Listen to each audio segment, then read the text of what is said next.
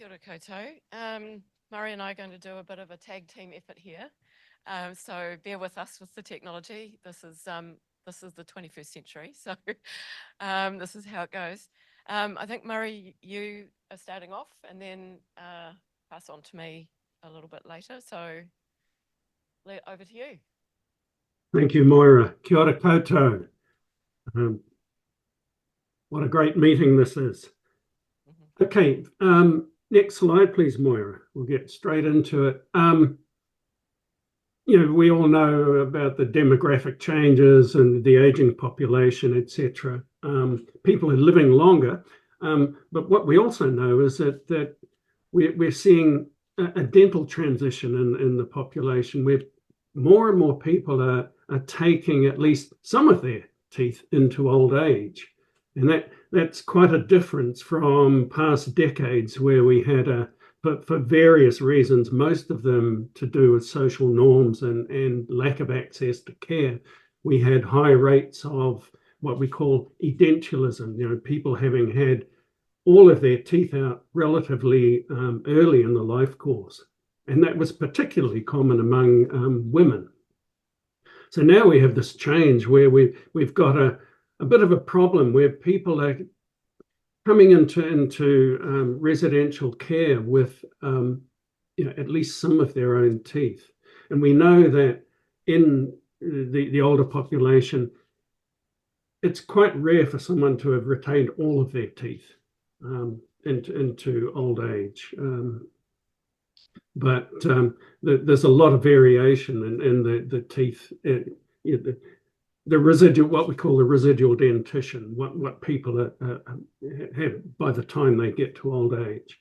We know that tooth decay is the most important condition that we see in terms of the oral conditions in older people, and it is the one that has the greatest impact on their day-to-day quality of life.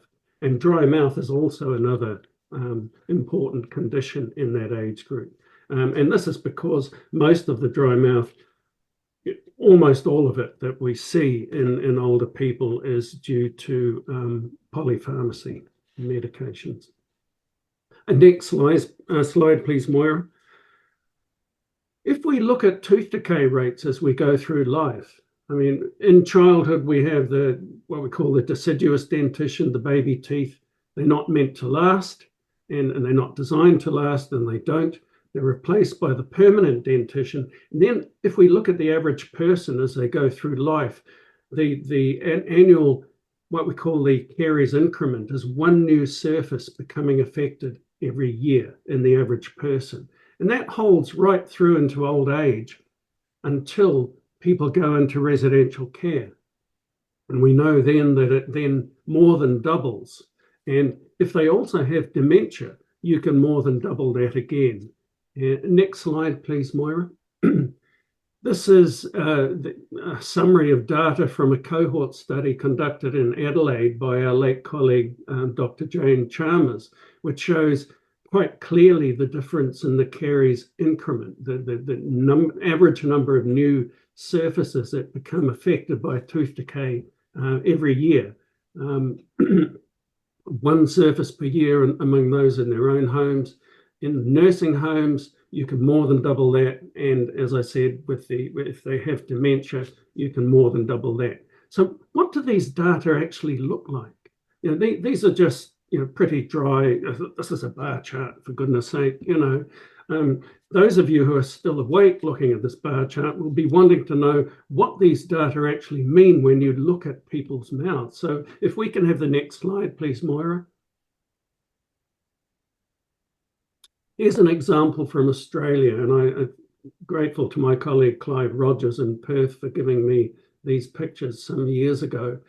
This really illustrates the problem really, really well. On the left, you can see that this old man with dementia who has spent a lifetime of an investment and hard work in maintaining his dentition, he and his dentist, and 3 years later, post-admission, this is what we've got left on the right. Now you can imagine what that's doing to his fluid intake, his protein intake. He'll be unable to drink or eat without severe discomfort. And there is always the risk of an acute exacerbation of that state where he may end up with an acute problem, an acute infection that needs to be dealt with surgically under general anesthetic. And you can imagine the problems we face with that. I'm going to tag you now, Moira, so that you can have a bit of a chat to the audience.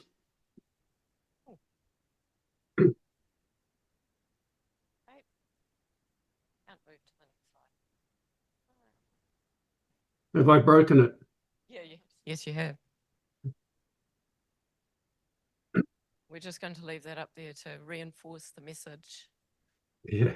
Just while we're figuring that out, actually, this is also a risk for aspiration pneumonia, which, oh, there we go. Oh, that's weird. Yeah, that's, oh, I was using, oh, okay. This is also a risk for aspiration pneumonia, which is a key cause of hospitalisation for older people. And we know that by improving oral health, you actually reduce the incidence of aspiration pneumonia. So sorry. So that's another feature and another consideration for this situation. So what do we know about oral care in aged residential care? We know that there's almost no systematic oral assessment of ongoing care after admission, on admission and after admission. The InterRAI does have an assessment, and it has a 6-item battery for aged residential care. Plus, there's another question asking about previous dental visit in the year before. Our colleagues in Belgium have been doing some work in this area for a few years now, and have published on this. And there has been criticism of its content, of the InterRAI oral health item content and its wording. And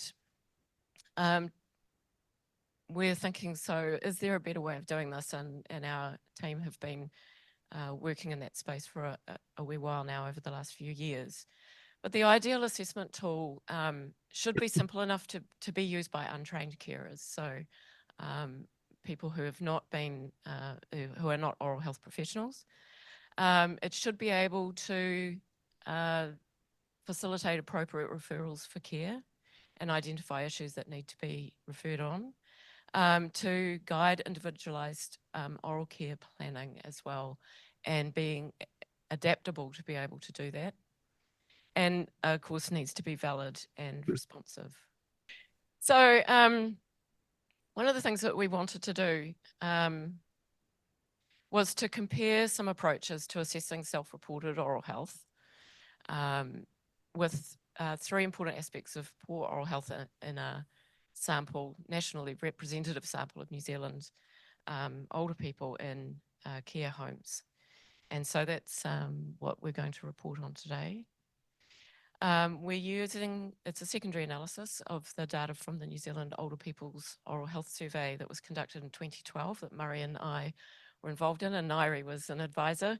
I think that's what kicked us all off, wasn't it, Nairi? It was, as I said, it's a national survey of, representative survey of oral health of older people in rest homes, and also in care homes rather, and also those aging at home and in their own homes, who were receiving funded assistance for care in their own home. And it's only the second one in the world nationwide. There was another one conducted in Belgium. And ironically, the technical report that Murray and I wrote was released by the Ministry of Health on April Fool's Day in 2016. And I did honestly, literally have to go back and say, is this really a joke? That it has actually been given the findings. Anyway, the survey assessed just over 2,000 individuals aged over 65, and about half were in care homes and the other half were in their own homes and receiving home-based care. So we had a whole bunch of dentists. There were 21 dentists went out across the country and visited people in their homes, be that in a care facility or in their own home. It's a stratified random sample, and the data is presented as weighted population estimates, and represented at the time the source population of nearly 26,000 people. And for the purposes of this presentation, we're just really concentrating obviously on the aged residential care sample. And the three self-report assessments that we'd be looking at is using the data to, and using the 6 features of the InterRAI assessment tool. And those are that the person wears a denture, has broken teeth, reports a dry mouth, has difficulty chewing, has pain in their face or their mouth, and also observable gum inflammation and reddening of the gum. The global oral health item question, which is highly validated and has been used multiple times, how would you describe the health of your teeth or mouth on a 5-point scale from excellent to poor? And also the perceived treatment need. Do you currently feel that you need to have dental treatment? And the responses to these were then compared with 3 clinical indicators of poor oral health among the sample population. And those are having 3 or more teeth with untreated coronal caries. So that's the decay of the crown of the tooth, the part of the tooth that you can see that sits above the gum. Having 1 or more teeth affected by root surface caries, which is lies at the gum level and below that on an exposed tooth root, and having a dry mouth, and responding always or frequently to that question.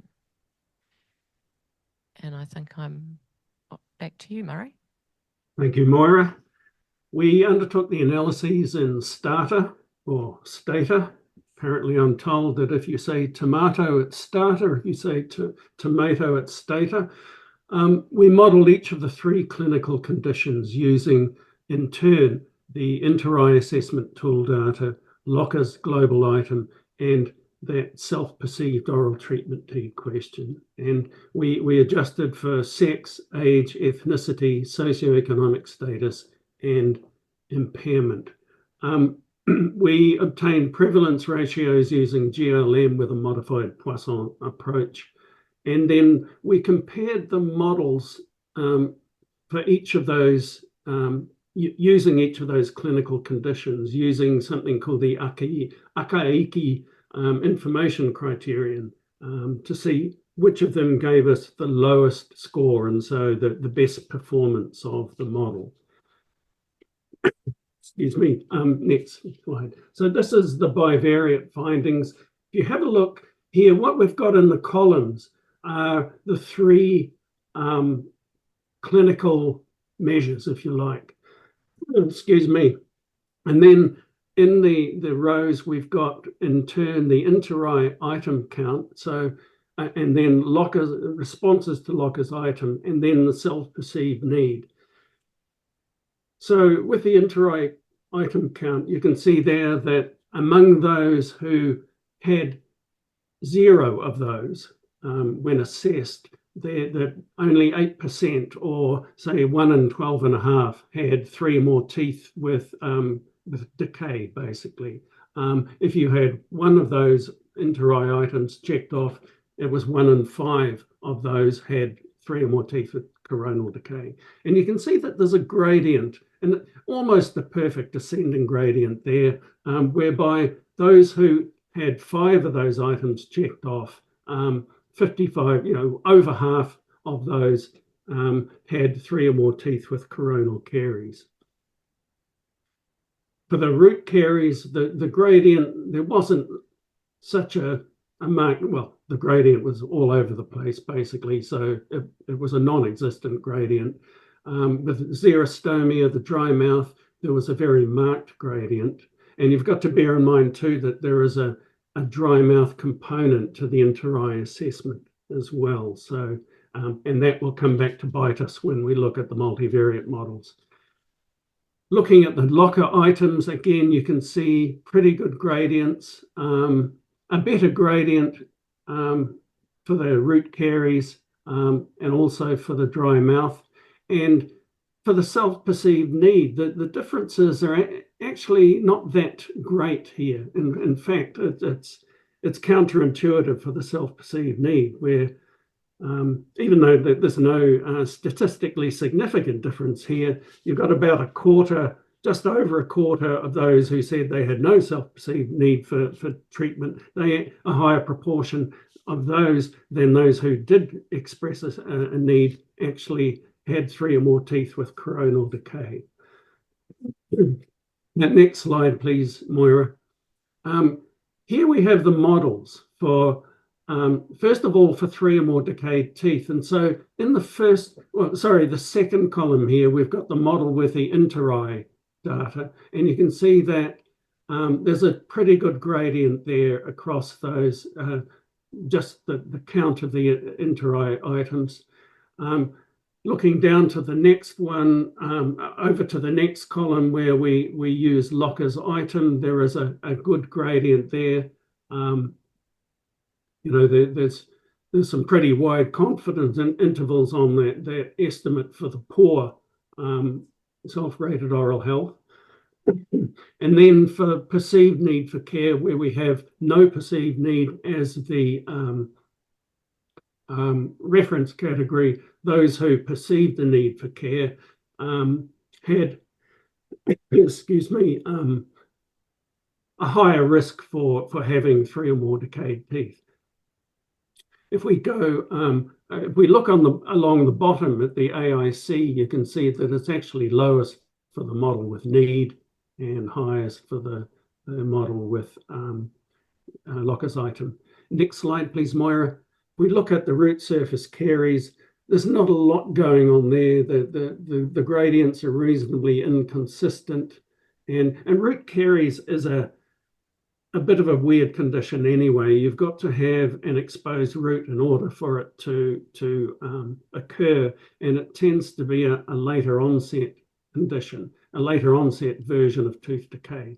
So there's not much going on here at all. If we move on to the models for dry mouth, xerostomia, we were unable to use the InterRAI count because of collinearity. The model just didn't work, failed to converge, and that, as I said earlier, that's because we have a dry mouth. One of the items in the InterRAI count is a dry mouth one. But it certainly worked well with Lockers and also with the perceived need for care. All three, where are we? Yeah. If we move on to the next slide, I think I can tag you now, Moira. So our conclusions are that a self-reported approach, approaches are discriminative for identifying poor oral health for residents in aged residential care, and potentially need to include a self-assessment component in the assessment tools and whatever tools that we're using, and obviously with people who are either not cognitively impaired or have mild impaired cognition. I think what it does though is actually raises some issues in terms of what's happening in terms of assessment of oral health for our residents in aged residential care and the use of the InterRAI component for that. Regular assessment's really important for oral health. As Murray said, we've got more and more people retaining more and more of their own teeth as well over time. But assessment's really important for care planning. Assessment on entry as well as continual assessment because of the changes that are occurring over time for people with their cognition and other capacities. It's also to ensure quality of care, which I know, having been working in care homes lately, is really dear to the staff's heart, and also obviously residents' wellbeing and their quality of life. So we need to have reliable, valid and responsive assessment tools in aged residential care, and there are more tools than just the 3 that we've presented today. There's loads of them out there, and but there are a number of methodological shortcomings with many of them. Many of them have not been well tested or have been with small sample sizes. And if we think about the oral health related section of InterRAI, and coming back to our Belgian colleagues' work, one of the things they found was that the wording of the questions needed improvement, and they've been doing some work in that space over the last couple of years to reassess those questions. What they also found was that only prosthesis use, so that's whether a person has a denture or not, and pain was actually accessible in a valid and reliable way by untrained caregivers. And a good example actually is of the gum inflammation that actually requires a more skilled and trained eye to be able to identify that even from observation. It doesn't include an oral inspection. And so they are all self-reported mostly, and perhaps some caregivers who might be braver than others might actually have a look in someone's mouth. But what they also found was that oral health is a low priority, not just for the care staff, but also sometimes for the residents, or it's perceived to be a low priority for residents by the care staff. There's a lack of self-efficacy in oral assessment and care, and we see this a lot working with support workers out in the community, but also with aged residential care workers, nurses and carers, just lack the confidence. They know how important it is, but they lack the knowledge and confidence to actually be able to do an oral assessment and provide care. And also to be able to plan care. So getting those answers from the assessment and then actually going on to plan care. And many of them feel that oral health is a sensitive topic and consider the mouth an intimate part of the body, and are actually very reluctant to ask about oral health because of that sensitivity, and also because there's nowhere perceived for them to go if they do identify an issue. A recent systematic review looking at different models concluded that the InterRAI actually had some validity in terms of content validity, and the quality of evidence for that was high, but the quality of evidence for many of the other ways of evaluating these tools is quite low. As I said, there's a number of methodological issues involved. So all our existing tools, including the InterRAI, is useful to assist in decisions as to whether to refer or that oral hygiene care needs to be improved, but it's unlikely to be able to then direct in terms of planning oral care individually for that person. Typically, the assessment tools I have found over the last couple of years working in this space address normative need and what's actually physically happening, but not about felt need and what the person actually really wants or needs for their care. And we've been working on that in that space a little bit more lately. There is definitely training needed for the accurate use of any assessment tool by untrained personnel, and it's really challenging to do training for, I'm sure all of you will agree, in any aspect of aged care, but oral health is an area that is particularly challenging, we've discovered. And really that just leads us, I think, to recommend that an oral health professional should be part of the aged residential care team to be able to conduct clinical assessments, actually have a look, have that trained eye initially and in continuance through their residents. Doesn't have to necessarily be a dentist. We have a number of different professionals in the sector who could do that work. They could. It's just a drill, everybody. Don't panic. Don't panic. They can also then support the nursing and care staff and routine oral care support and provide that individualised support and care for the resident, and also to help facilitate those referrals for treatment and a little bit more specifically. Last word to you, Murray. Do you want to do the acknowledgements? Thank you, Moira. I acknowledge you for that. We'd like to thank the organising committee of this conference for inviting us to talk. It's you know, dental and is not often involved in this sort of thing, and it's nice to be involved.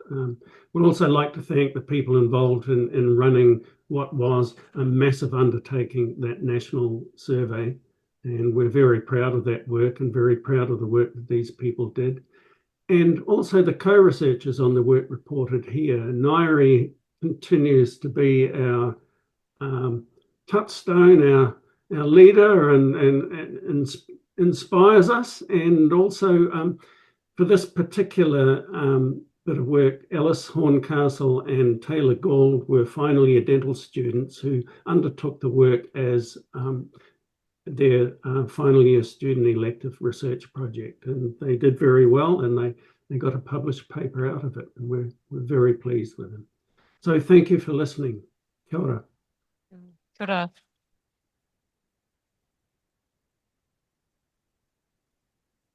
Thank you very much, Murray and Moira. Do we have questions from the floor? E tū. Sorry, that was a lovely presentation. Just on a practical level, like what would it look like and how much would it cost for, say, a home to bring in someone to screen and then follow up however often they're meant to? Larry's going, yay, somebody's asked. So we've been working with InterRAI on an awesome project with the National Science Challenge Aging Well project, and we're just in the process of doing some analysis in that space. But we spent most of the last 18 months working in 2 care facilities, and I've had the pleasure of working with Sarah Majid, particularly, who's an oral health therapist. So we've been going in and doing assessments with care residents, and yeah, it worked really well. Just our kind of initial assessment is that it works well. They become part of the team. They're very welcomed. We felt very welcomed, and the staff felt very well supported and really wanted us to be there. And, you know, once a week, she went in once or twice a week, you know, worked with a couple of residents and the care staff to provide some education for the care staff, but also to do some planning and care planning. And, you know, we're not talking about gold standard dentistry here that, you know, your average 40-year-old might get. We're doing things here that are making somebody comfortable, reducing their risk of infection, hospitalisation, and improving their quality of life. So it's not technical work. How much that costs to do? Well, you know, we need the funding really to be able to have somebody there to do that. I often equate it to a podiatrist. You know, the podiatry services go into care homes, and it's a very similar kind of situation, really. I've got a couple online. So from Sarah, thank you for this presentation, a crucial part of the overall well-being for this cohort, and I'm sure impacts on the behaviour and pain. Schools do have hygienists, and I wonder if such a service could be available for our older population. And the second comment is from Natasha. How can we get political and policy attention from ministers and leaders at MOH and Te Whatu Ora to focus on older people's oral health? Dental care for younger people was an election issue, and older people were not in the picture at all. Any ideas? Yep. I'm just writing it down so that I don't forget. Okay, thanks. So the first question, are you happy for me to answer these, Murray? Go for it. Okay. The first question was about the schools and the community oral health service, and the people who are working in the community oral health service with children are oral health therapists, and that is exactly what Sarah is, and she was working part-time in the service as well as working on our project. My personal view is that it's a community oral health service, and oral health therapists are certainly within their current scope of practice to be able to do what she was doing in an aged care facility and providing education and support and initial triaging of issues. So, and then being able to pass them on to somebody more skilled, either a dentist or a specialist, to be able to do that. So hopefully that answers that question, which leads nicely, and I think, to that policy question. That would require a policy change. But actually the healthy aging strategy, we've been banging on about this now for a number of years, haven't we, Murray? Yes. Decades probably. And trying to get attention of policymakers and politicians and decision makers in the different ministries. I was involved with some of my other colleagues to attend the healthy aging strategy workshops that occurred, nearly 10 years ago.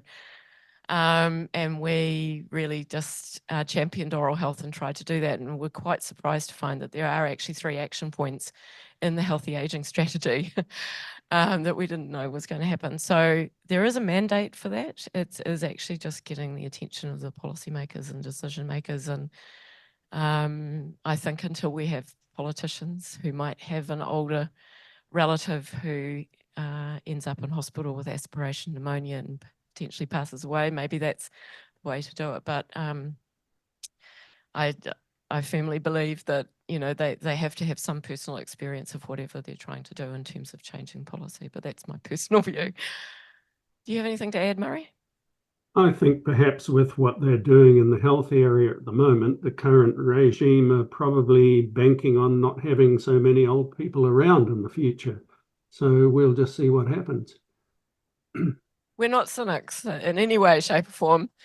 We've just been working in this space for it's the 2 Cinderellas, I always say, of healthcare, actually, aged care and oral care, and in combination they're a dire combination. But you know, I don't know what the answer actually truly is. All right. It's actually a nice segue in terms of what I find as a researcher at times. You articulated felt need.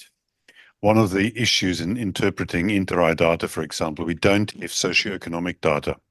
So when it says, for example, is a hearing aid used when you do an assessment, doesn't allow us to infer whether a hearing aid is actually needed but can't be purchased. So I think that's part of, Nigel, for the InterRAI structure, to include questions that allow you to infer policy requirements out of the research data. For example, when you said dentures, does the person wear dentures? Maybe they need some, but they don't wear them. So I think there is a way we could inform with the data capture some of the policy needs. Yeah, thank you. I agree. I'll make a quick comment on that. You can infer some of that, of course, because if somebody has poor hearing and is not using a hearing aid, then you have information. You don't know why, but you have information about a potential gap, a thing to improve. And I think just being a little bit more specific about dentures, particularly, why is somebody not wearing a denture? I think also then requires an oral inspection, which a lot of people are not prepared to do in caring. And there's the financial aspect to it as well. But they may have a denture and not wear it, and it may be sitting in their top drawer, and that's a very common occurrence. But why are they not doing that? Is it because the denture's not fitting, because the denture's loose, because they've got a big lump in their mouth that's never been treated and nobody's ever looked at? You know, so you do it. I think oral health does actually require that extra step of actually somebody having a look and sticking their fingers in somebody's mouth and doing that.